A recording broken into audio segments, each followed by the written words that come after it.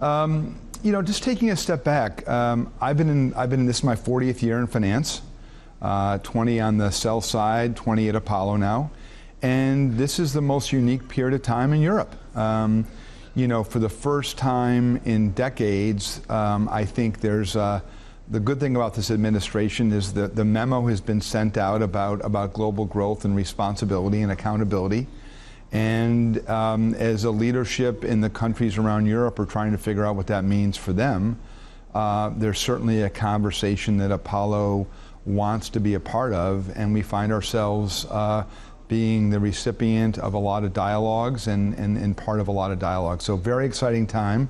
It's not a clear picture, and like usual, Europe has many different stories. In terms of the continent and each country, what their objectives and needs are. But very exciting time for Europe, and we've been very public and pronounced about what our ambitions are, whether it's $100 billion in Germany or several $100 billion around the continent. We believe we're going to be a player in that dialogue. So where do you see the best deals actually in Europe? And when you talk about dialogue, will that translate into actual money being spent in Europe? Well, I think before you get to deals, around the globe right now there's this massive global industrial capex needs and global industrial renaissance, which is really the provision of capital for whether it's energy, former utilities, transmission lines, whether it's energy sustainability and the modernization of that, whether it's data centers. We find ourselves in a situation where for the most part, corporates and consumers, our balance sheets are pretty solid, where governments are a bit more challenged. So I think there's a realization that there's a dramatic need for CapEx, and governments on their own are not the solution. And so, every country in Europe has a different objective in terms of their fiscal policies and their fiscal ambitions. And they have great ambitions, but a limited budget to provide that. So I think as the world of finance continues to evolve, certainly we've been quite active in Germany. Yep. We've been quite active in France.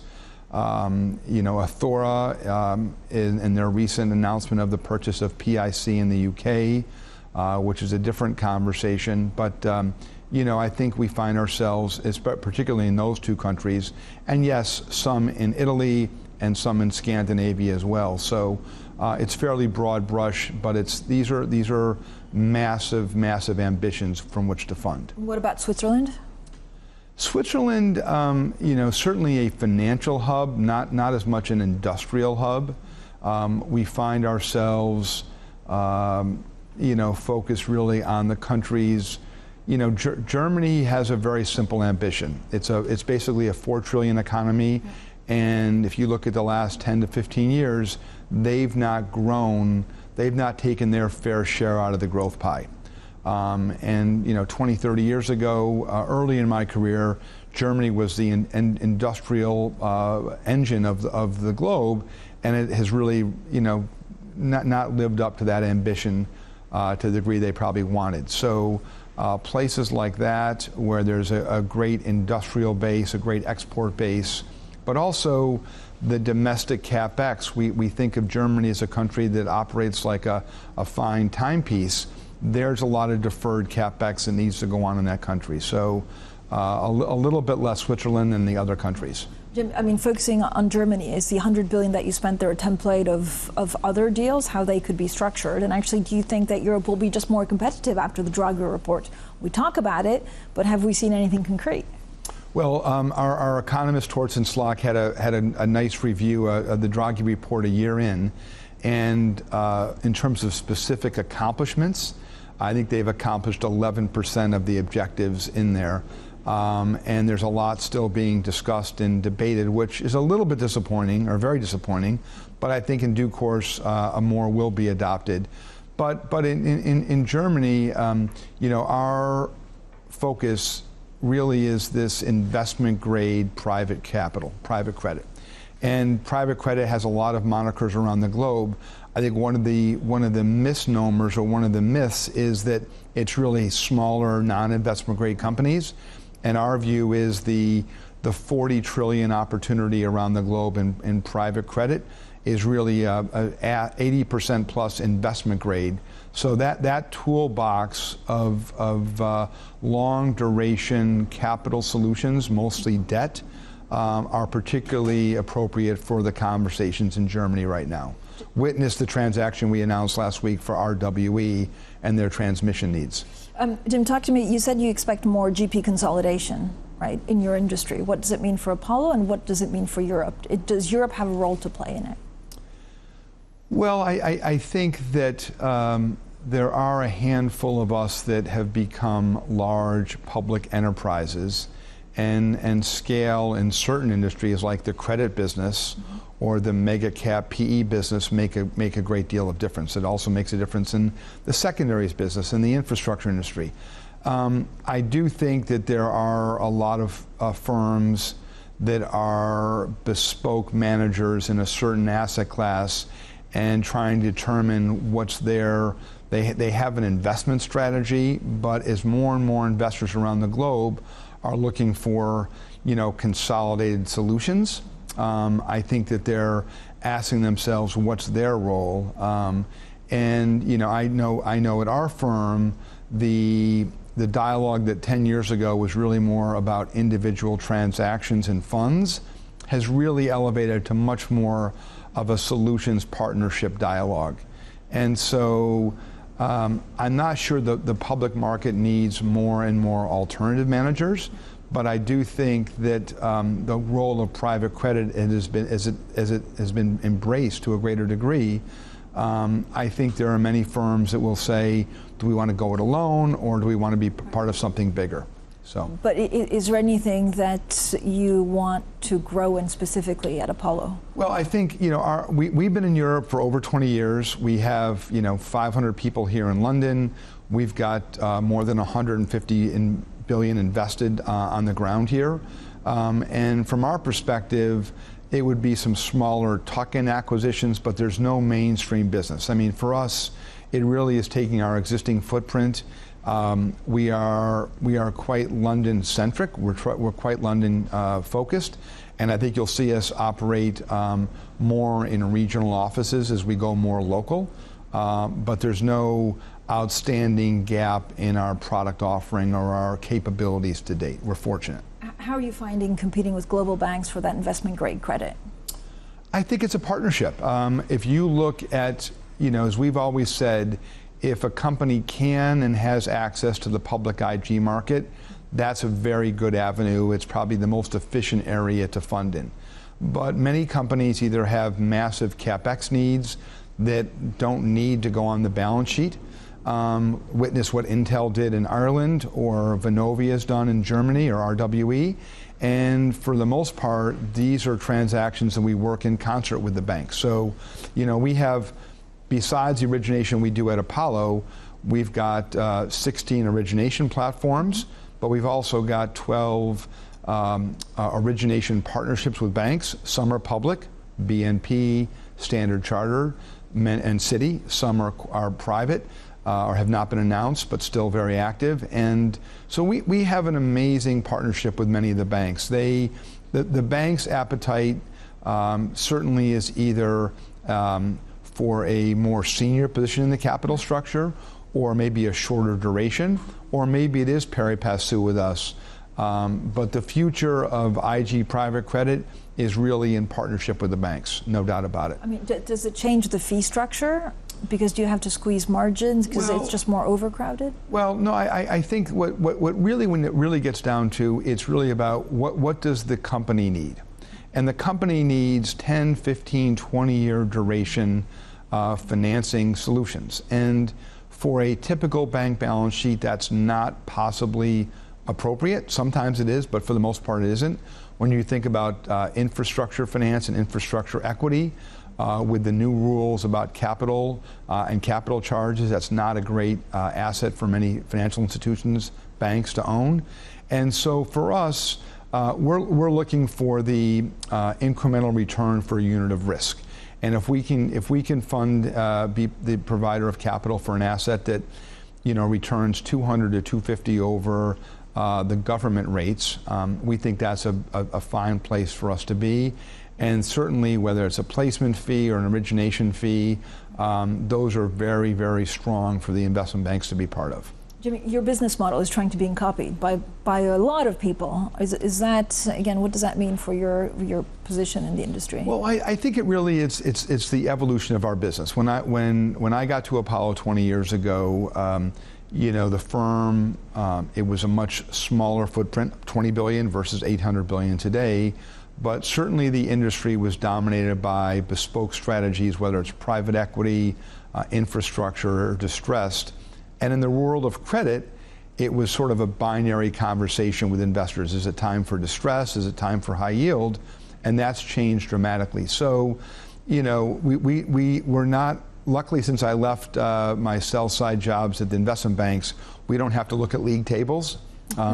It's all about investment returns and performance returns. Not even sometimes? No, we really don't. I mean, I do know that in high grade capital solutions, there's probably been 40 transactions around the globe in the last 3 years, and I think we've done low to mid 30s of them, so I am certainly aware. But we're not in the league table, we're in the investment business. And when you really boil what Apollo is today, we really sit at this intersection between companies having long duration financing needs and retirees around the globe, whether it's annuity providers, whether it's pension risk transfer, whether it's other parts of guaranteed lifetime income.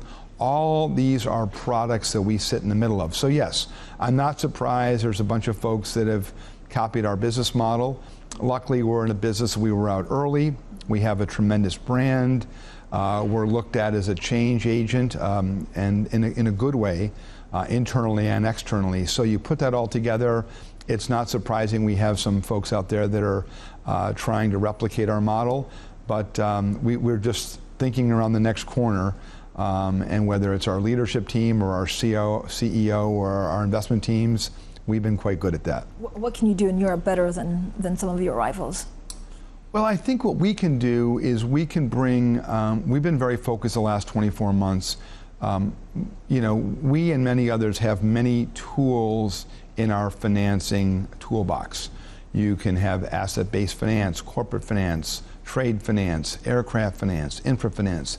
Many, and including us, we're delivering them very individually up until the last several years. I think we, in the last 24 months, have made a concerted effort to bring that consolidated toolbox to CFOs and treasurers around the continent, around the globe. And I think that's what's led to the massive pickup in our share of origination from the sponsor community, but also from the corporate community. And so I think delivering that with an integrated sales force, with a solution-oriented product set versus just a product-led product set, I think that's what's allowed us to garner greater share. And what we're finding is the endorsement of transactions from great companies allows other companies to get comfortable to use the private capital path. And whether it's what we've done, as I said earlier, with BP or with Intel or with Vonovia or Air France or RWE, on and on, I think there is a comfort in participation once you've had other companies pursue those paths. Looking at different sectors, yeah. Is enterprise software in a little bit of a bubble? Well, when you look back in my career, whenever there was a period of time where there was an excess amount of capital funding in asset area, whether it was dark fiber in the late 2000s, whether it was shale in the 13 to 16 era in the US, or whether enterprise software the last 4 or 5 years, a lot of capital has gone into that business. Great companies were purchased at very high multiples. Some not only double-digit multiples, but double-digit multiples of revenue. And so clearly, if you look at areas where between disruption and different economic growth vectors, that sector is one where there will be a greater dispersion between winners and losers. But I think that sort of highlights as I mentioned last week, it's interesting. In my career, the last 30 or 40 years, most CapEx in big industries went to companies that were either coming out of a different regulatory regime or a technology regime. Think gaming, think cable, telecommunications, maybe even transport with airlines, or others. And those were all non-investment grade companies. The companies that need the capital going forward are typically more investment grade counterparties. So that helps us because of our business model in terms of how we've funded our liabilities, not only through client capital from other sovereign funds and pensions, but also from the retirement services balance sheet.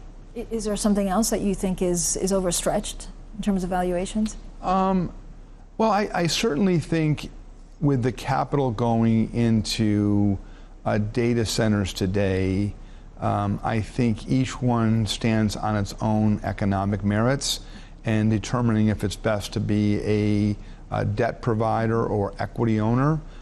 Those are questions depending on structure and counterparty.